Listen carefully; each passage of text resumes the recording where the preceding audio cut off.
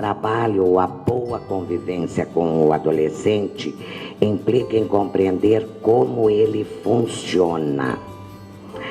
E eu penso que a disposição para essa compreensão, entendimento, já faz um movimento de aproximação, de novo, nos torna mais tolerantes, mais acolhedores, não quer dizer permissivos, né?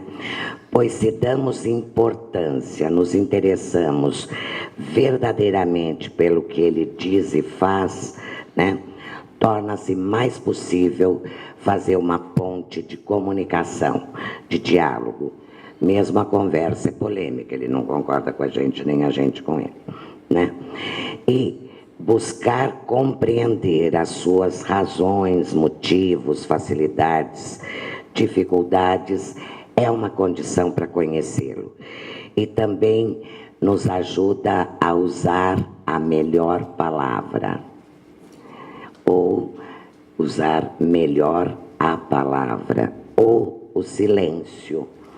Eles também precisam se interessar, querer saber o que nós pensamos, né? Às vezes a gente não dá chance para isso, né? Não tem o silêncio.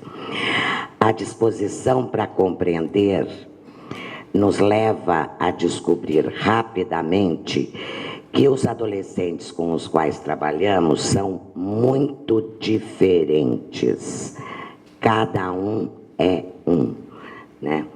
Embora às vezes tenham a mesma origem social ou sejam até irmãos, né? A suposição do senso comum, que eles são todos iguais, é equivocada. Há algumas diferenças importantes que produzem adolescências diferentes. Diferentes que eu quero dizer quanto ao modo de ser, que é pensar, sentir e agir, né? Essas coisas não dá para dissociar.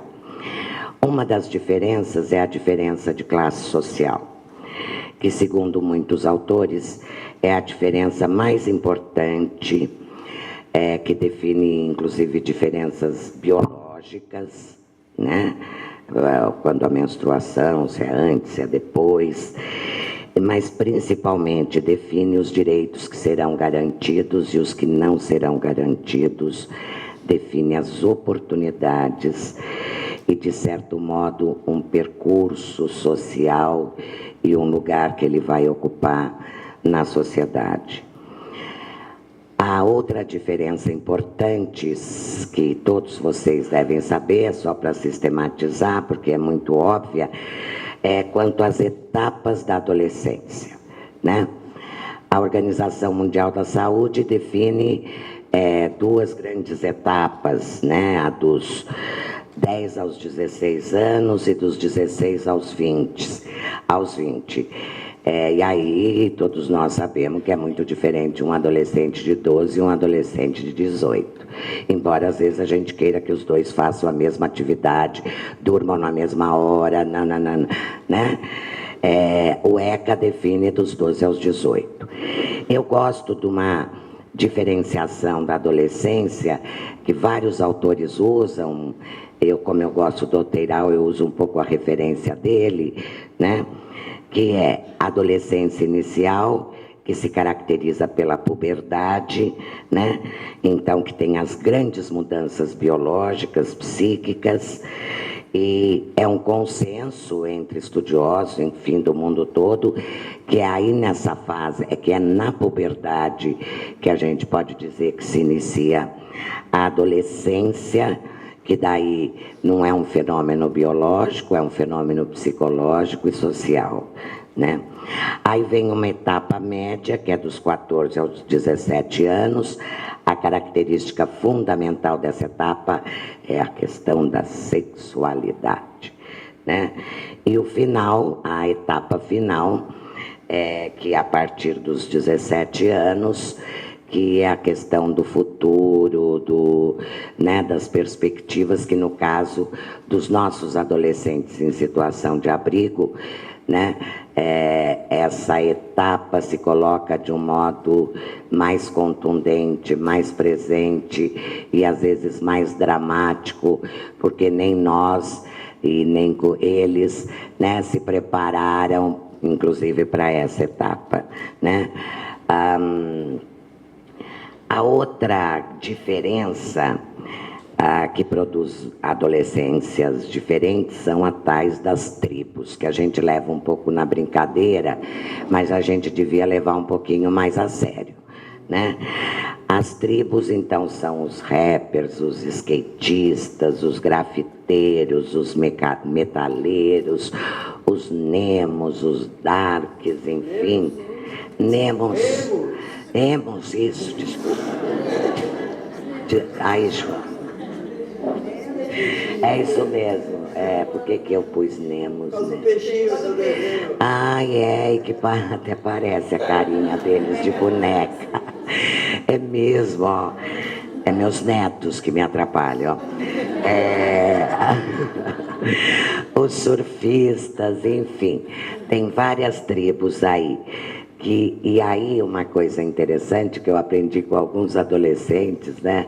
Inclusive lá no meu consultório, é que isso não é só uma aparência, não é só porque um usa aqui, outro usa aqui, o outro usa aquelas roupas cheias de taxa, o outro tem uma filosofia, tem um estilo de vida, tem música, tem ídolos, modelos, tem uma linguagem, né? A gente às vezes fica só na aparência e não é só isso. A outra diferença importante que produz adolescências diferentes, por isso cada um é um, né? E aí está mais próximo com os quais nós trabalhamos, que são os vários grupos em condições específicas de vulnerabilidade. É muito diferente o adolescente que trabalha no mercado formal, com carteira assinada, do adolescente que trabalha no mercado informal, daqueles que trabalham no tráfico. Eu estou falando trabalham, porque a Organização Internacional do Trabalho considera o trabalho de criança e adolescente no tráfico como trabalho, e isso é algo super importante para pensar dentro da política de erradicação do trabalho infantil. Ou mesmo aqueles adolescentes que trabalham na prostituição, né? Então já são, parece que assim, então todos trabalham. Ou então a gente generaliza, trabalho formal, trabalhos ilícitos, né? Mas aí dentro tem várias diferenciações, né? A gente tem o adolescente morador de rua, os drogaditos, a mendicância não é uma prática comum dos adolescentes, né? É um sinal de saúde deles, mesmo que estejam na rua, né? Nós temos adolescentes com baixa escolaridade, ou fora da escola. Se a gente vai ver os indicadores de vulnerabilidade do SEAD, da Fundação SEAD, aqui de São Paulo, que está lá no site para todo mundo acessar, a gente vai ver que a baixa escolaridade é um fator de vulnerabilidade. Nós temos aqueles portadores de alguma deficiência, nós temos o autor de ato infracional, né?